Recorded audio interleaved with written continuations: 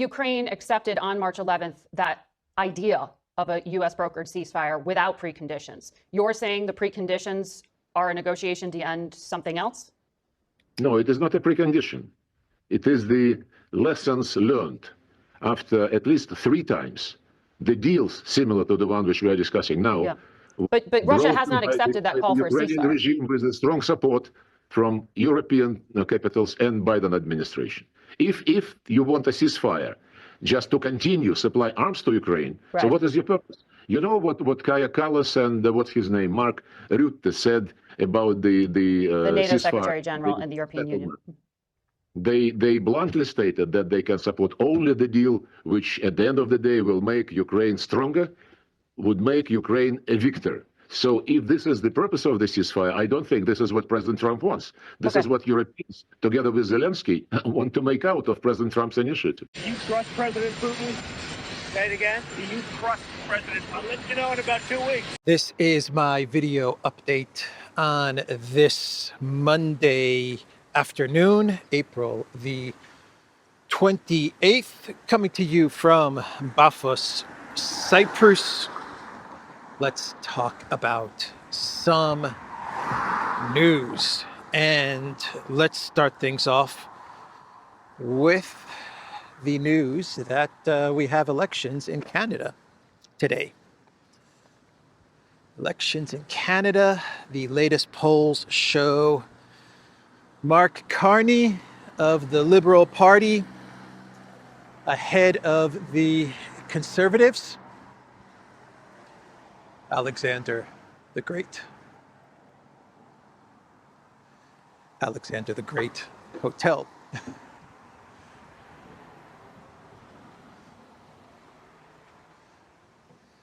So Carney is leading the polls.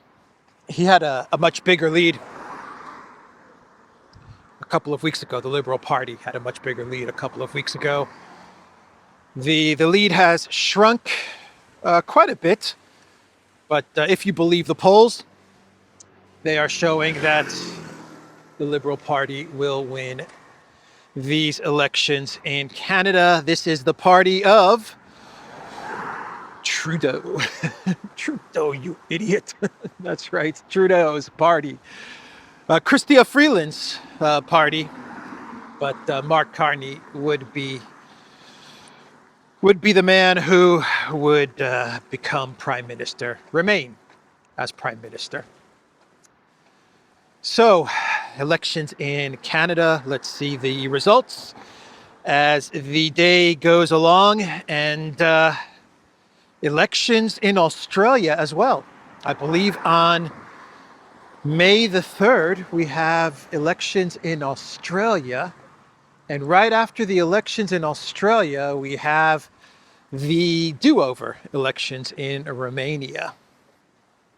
I believe those elections, the first round of the Romania do-over elections, are set for May the 8th, I want to say, and the second round is May the 18th. I could be wrong on the dates, but sometime around there we have the do-over elections in Romania. And we still have the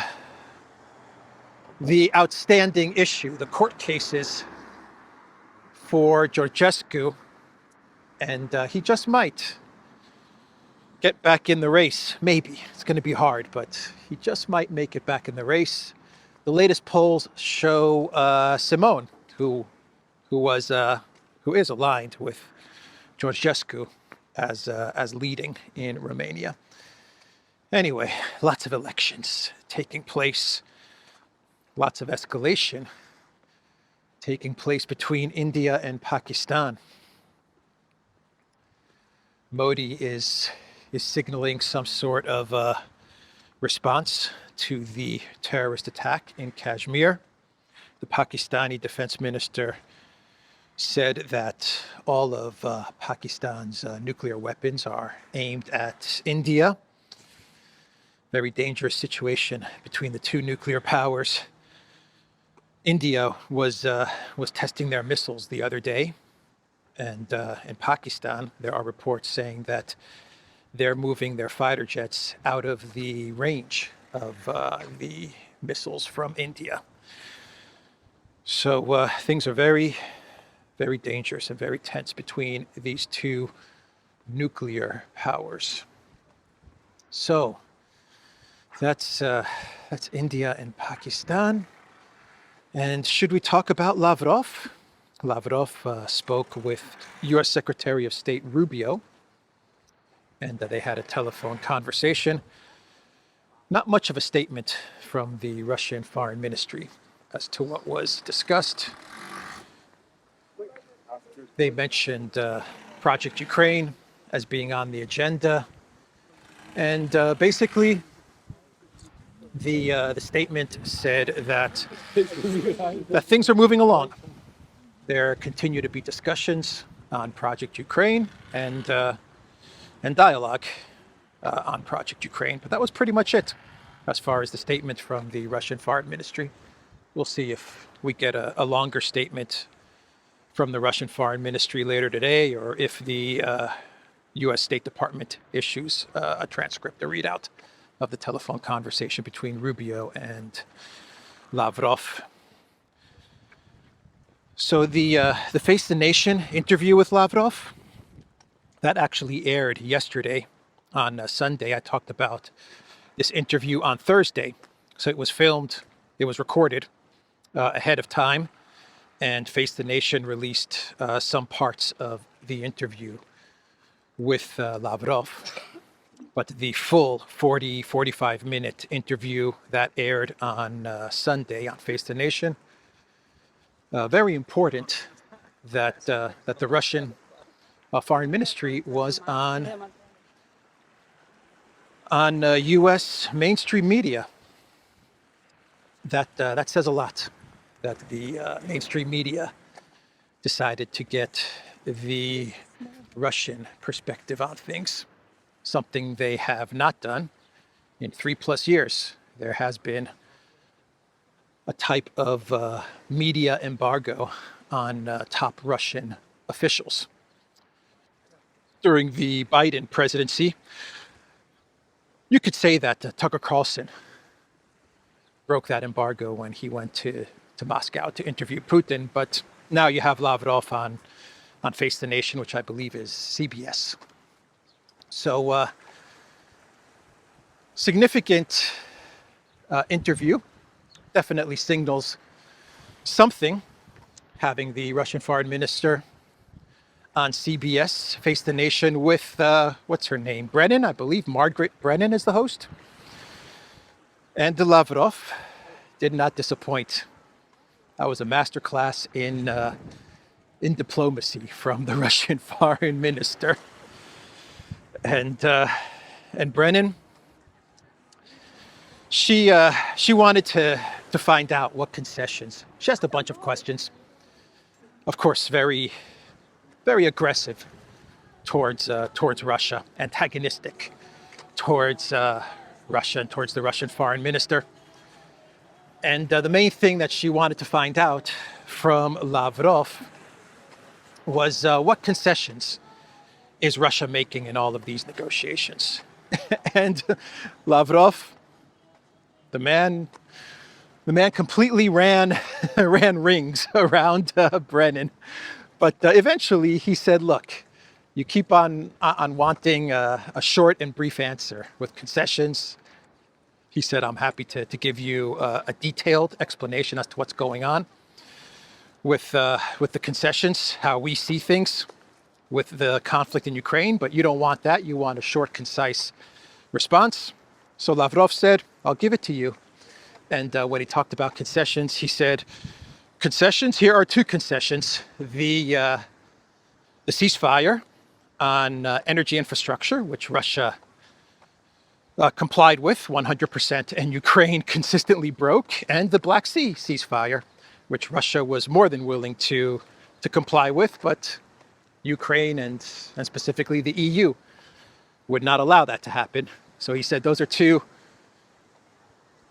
big concessions right there. Of course, you have Trump's response when he was asked about concessions in the White House a couple of days ago by a reporter who asked Trump, what concessions are the Russians making in all of these negotiations? And Trump's reply was 100% spot on when he told the journalist, well, how about Russia stops the war that it's winning? How about that for a concession? The journalist was speechless. That's a pretty big concession. Stopping the war that you are winning. Yeah, that's a big concession. Anyway, Lavrov was asked about... Okay, I see. Don't walk here. Don't walk there, but you can walk here. Lavrov was asked about the ZMPP. Oh boy, it's windy. And his response was very simple. He said, "Look, the ZMPP is Russian. The Russians are in control of the ZMPP. We're managing the ZMPP, and we will tell the United States not to worry. Don't worry about the ZMPP." He said, "We'll call the United States and explain to them, hey, look, everything is under control with the ZMPP. The IAEA is also there, and there's no need to talk about the ZMPP when it comes to these negotiations because we have everything under control as Russia." That was a very smart response from Lavrov. So Russia's not going to give an inch when it comes to the Trump peace plan, which calls for the ZMPP to be transferred to Ukraine, but to be managed by the United States. Lavrov's answer was crystal clear. The ZMPP stays put. It's Russian. It will remain Russian, and we're managing it just fine. He was asked about sanctions relief and his thoughts on sanctions relief. Lavrov said, "We haven't received any proposal from the United States on sanctions relief, so we can't really discuss it." Lavrov did say that we're not going to discuss the negotiations in public. He said that's unprofessional. He mentioned that Zelensky, Ukraine, they love to talk about these things in public and to the media, but Lavrov said we're professionals and we don't discuss ongoing negotiations in public. But he said, look, as far as sanctions go, we haven't received a detailed proposal from the United States, so what are we going to discuss as far as that's concerned? He said that for a ceasefire to happen, then weapons need to stop to Ukraine from everybody. US, Europe, collective West, all the weapons need to end if there's going to be any type of ceasefire, because the Russians are not going to allow some sort of a ceasefire to happen while Ukraine continues to get weapons. That's not going to happen. Allowing Ukraine to rearm from the collective West. And then Lavrov, he asked Brennan, the Face the Nation host, about Crimea. He said, how come you're not asking me about Crimea? And the fact that Trump is now saying that Crimea is Russian and that the U.S. will recognize Crimea de jure. And that's where the conversation went. This was towards the end of the interview. And so she asked Lavrov, man. Lavrov, he played her well. And so she had to ask. She said, okay, well, what about Crimea in these negotiations? And Lavrov said, Crimea, well, the deal is done. He said, Russia does not negotiate territory. That's not what we do. So forget about it. Crimea is Russia. That deal is done and settled. And that was the Face the Nation interview with Lavrov. Check it out. It's about 40 minutes. It's on YouTube. And it's on X as well. And it's definitely worth watching because you really do get to see the GOAT, the GOAT of diplomacy in action. So Trump was on Air Force One, leaving the Pope's funeral, and he was asked, what was he asked about? Yes, the historic meeting, the the historic 15-minute meeting between Trump and Zelensky. 15 minutes, but it was historic. It was a meeting that changed the world. According to Piers Morgan. Wow, what a photo, said Piers Morgan. Putin is a dictator, Putin. Anyway, he was asked about the historic 15-minute meeting with the Green Goblin, and Trump said that the Green Goblin was a lot more calm than when he was at the White House. And he also said that he believes that speaking for 15 minutes with Zelensky, he believes that Zelensky wants a deal. That's what Trump said. He wants a deal. And he also said that he believes Zelensky will allow the United States to recognize Crimea. He didn't phrase it like that, but he said he'll be okay with Crimea. But that's basically what they're asking of Zelensky, to allow the United States to recognize Crimea de jure, of which Russia couldn't care about whether Zelensky allows the United States to recognize Crimea. But this is the misdirection, red herring of this whole Crimea issue, which Lavrov completely quashed in his Face the Nation's interview.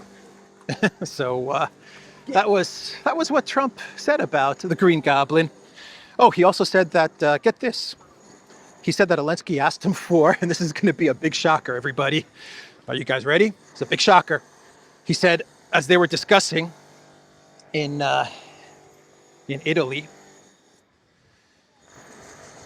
Zelensky asked for more weapons. That's right. As they were sitting down and talking for 15 minutes, Zelensky used that time to ask for more weapons. Probably more money as well, I would guess. But yeah, amazing, huh? The funeral of the Pope. They have this 15-minute meeting set up by Macron. Macron not allowed to sit down with them, even though he wanted to. They get Trump to sit down for 15 minutes with Zelensky at the Pope's funeral, and Zelensky asks for more weapons so that he can continue the war. That is what he wanted from the United States. And that's what Trump said. That is what Trump said on Air Force One. He told me that he needs more weapons, but he has been saying that for 3 years, Trump stated. The US president noted that Kiev was in a very tough situation, fighting a much bigger force, and emphasized that it helped them when we gave them $350 billion worth of weapons or cash. The Kiev Independent has an article with the title, Trump says he believes Zelensky is ready to give up Crimea to Russia. Zelensky's going to give up Crimea to Russia, according to the Kiev Independent. It's all about Crimea all of a sudden. That's been the narrative. That's been the framing of the negotiations. It all hinges on Crimea. Yeah. All right. So when Trump, I believe he gave an interview to the media when he landed. I believe this is when he landed in the United States. I'm not quite sure, but Trump was asked by a reporter. This is not on Air Force One. He's landed somewhere and he's asked by a reporter what he wants from Putin. What do you want from Putin is what they asked Trump. And Trump said, I want him to stop shooting, to sit down and sign a deal. We have all the terms of the deal. I'd like to sign it, be done with it, and just get back to life. You see, it's so simple. Just sign it, Russia. Just sign a deal that's nowhere near your June 2024 root causes terms, but just sign it so we can be done with it and I can get back to my life. So nice. So nice of Trump, huh? Just sign it. It's not like, this is an existential threat for you, Russia. Just sign it and let's be done with it. Anyway, that's what Trump said. The minerals deal. Should we do an update on the minerals deal? So my precious Schmeigel did make it to the United States. And he did meet with with Besant. And we are getting news that the United States is making a concession on the minerals deal. The US wanted $300 billion in back pay.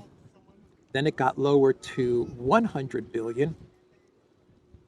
And according to Ukraine and to Schmeigel, it's now going to go to zero.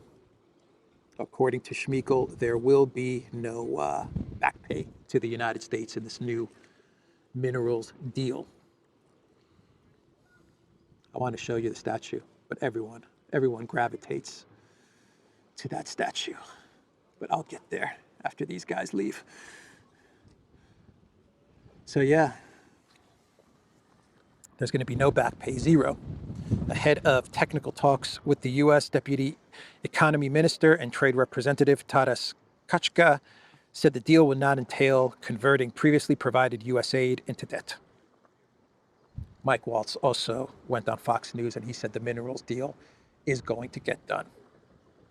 He said it is going to get done, and that'll be that. So there will be no back pay to the United States, but everything that is generated in revenue from Ukraine's resources, oil, gas, rare earth, the ports, and all of that stuff, all the revenue will be put into a fund that the U.S. effectively controls, and the U.S. is going to take profits from the fund and also give some money to Ukraine. At least that's the plan. So it is a win for Ukraine. I guess you could say it is a win, absolutely.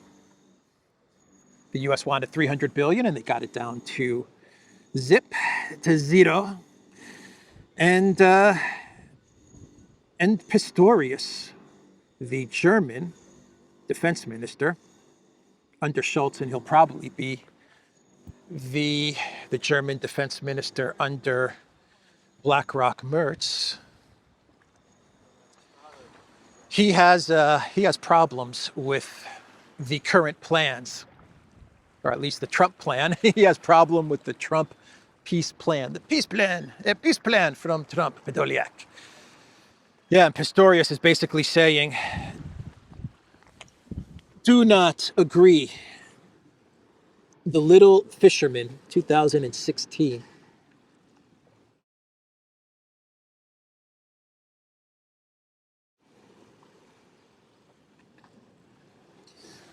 The Little Fisherman.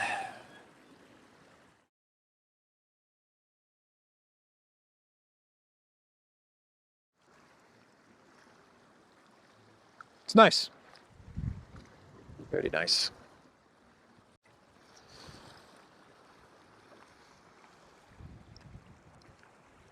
What was I saying?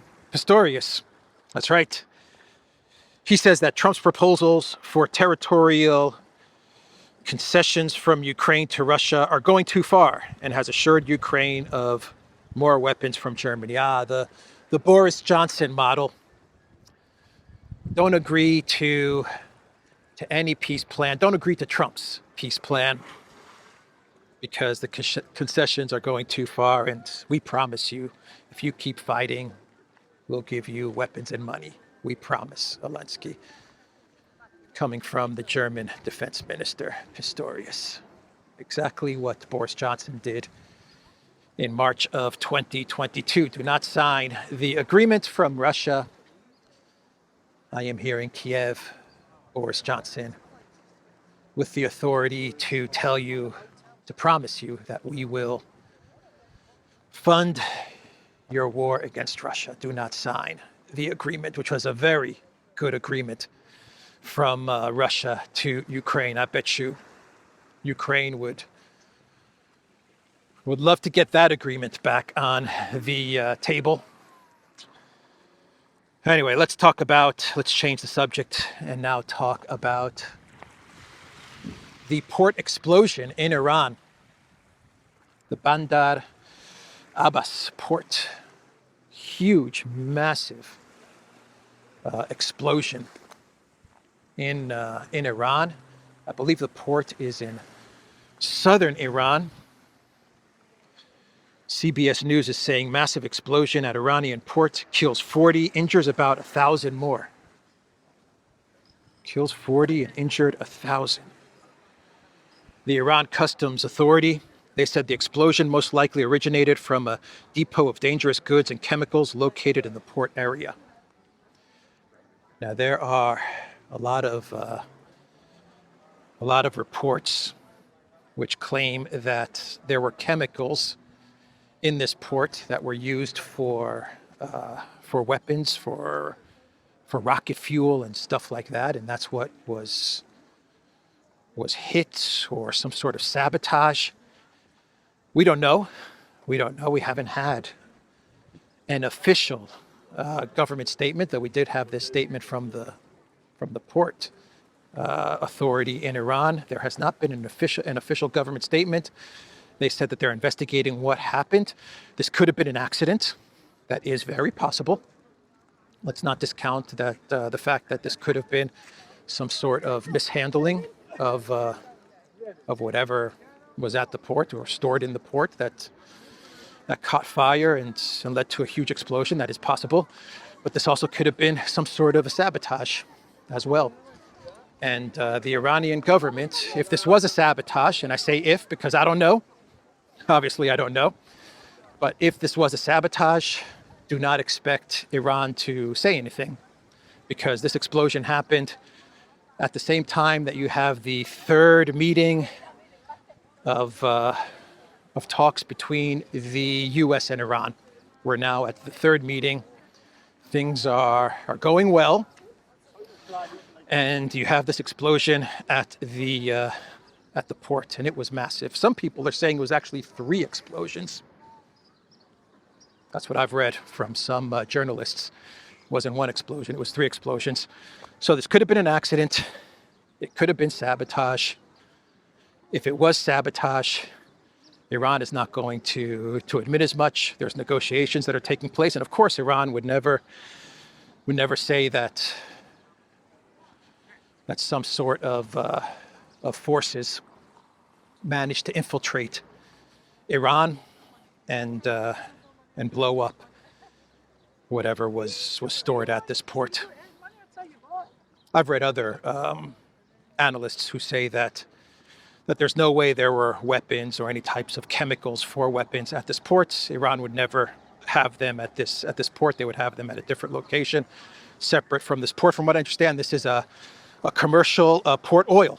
This is a port that's focused on the export of oil, the major source of revenue for Iran, and specifically oil that goes to China. How about that?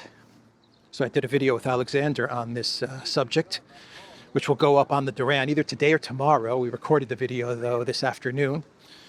And Alexander brought up a great point. He said that, this may have not been about going after Iranian weapons. If this was a sabotage, I always have to say that. If this was a sabotage, it may not have been about going after weapons, but maybe it was meant to damage Iran's economy by going after the oil. So that's also possible.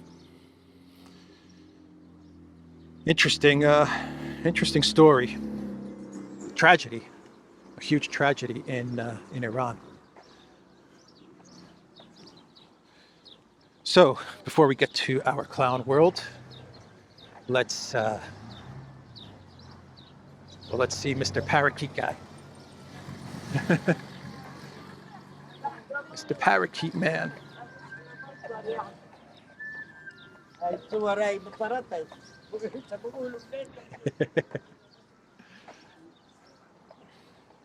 It's a good gig, if you can get it. That's a good gig.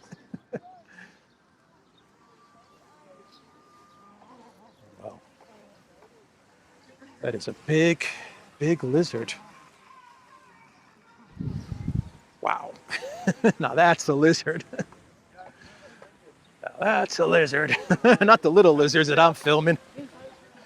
So Peter Hitchens of the Daily Mail, he put out an article with the title, "You've been fed propaganda nonsense about Ukraine and the invented Russian menace. These are the lies you've been told." What an article from Hitchens, huh? What an article. He basically goes through all of the propaganda around Project Ukraine, not from the beginning of the SMO, but all the way back to the Maidan coup, and actually all the way back to Georgia as well. And he basically, well, he actually does say that, you know, it was Georgia that started the war against Russia. That's fact. And then he just goes through all of the events that led us to the special military operation. And he makes the case, correctly makes the case, that this conflict, this aggression against Russia, and it is aggression against Russia, is coming from the West. There has been aggression against Russia over many, many decades, which comes from the West, and you've been lied to. You've been propagandized to blame Russia and to hate Russia. And that's the case that Hitchens makes in this article, an incredible article from the Daily Mail. Something's happening in the UK. I don't know. Something is happening in the UK. It's very subtle, but it's definitely happening.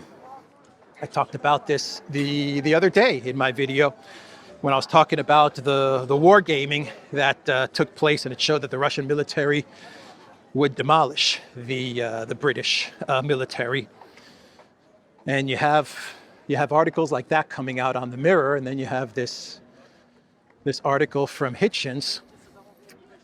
And I don't know, maybe there are forces at work that are trying to prevent Stammer from ramping things up with Russia, which would put the UK in a very terrible position. So it does seem that there are forces at work against Stammer's continued escalation, his coalition of the unwilling. Hey, Mr. Cat. Oh man, this cat's ears look pretty beat up, huh?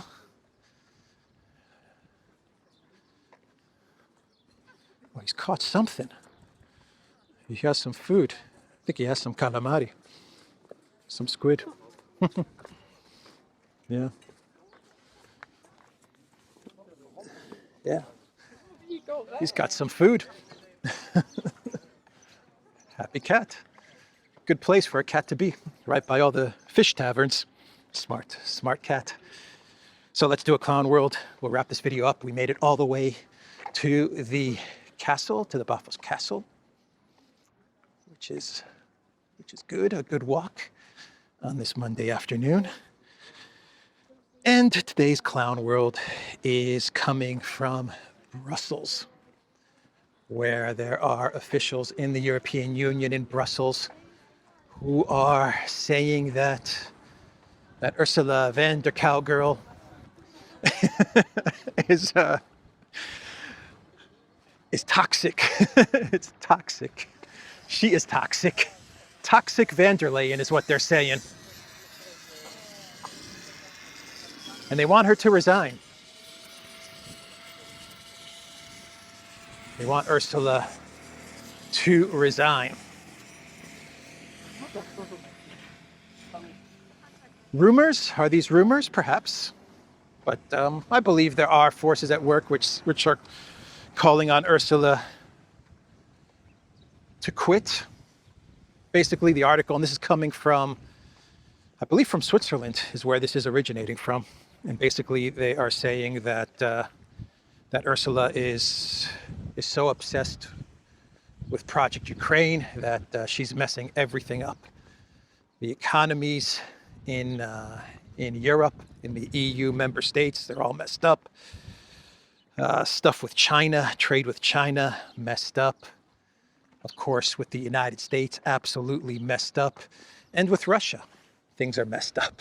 She's done nothing good. That's their argument. And they're right. And they're right. So they're asking her to resign, of which I am confident Ursula will say, no way. No way am I stepping down. She thinks she's doing a good job. She thinks she's doing a great job. I'm the leader of the free world. I'm the leader of the free world. Tatters, I tell you, tatters. All right, how much time do we have? Can I explain this castle? Yes, we're doing pretty good on time. All right, good job, Alex. You didn't ramble too much in this video. Everyone gets upset when I ramble. Stop rambling. Christoforou. All you do is ramble. It's not easy talking to yourself, man. It's not easy. Anyway, okay, so this is the Bafos Castle. This is, let me see, let me remember the history of this castle. Byzantine fortress. This was a Byzantine fortress. And in 1222, an earthquake decimated the fortress. The Venetians, right? The Venetians, which ruled over Cyprus. See, we have a connection to the Venetians in Cyprus, a very strong connection. They rebuilt a couple of the towers, or this castle here, and I believe they had another second castle, and that got destroyed by the invading Ottomans, who eventually captured Bafos and captured Cyprus. And the castle was destroyed, but the Ottomans, they rebuilt it. They rebuilt the castle, and then and they used it as a prison. So this was used as a prison, and then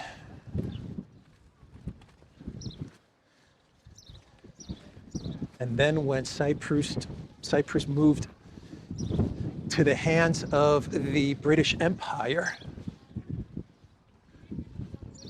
the British used the castle. They used it to store salt. That's right. That is what this was used for by the British Empire, to store salt.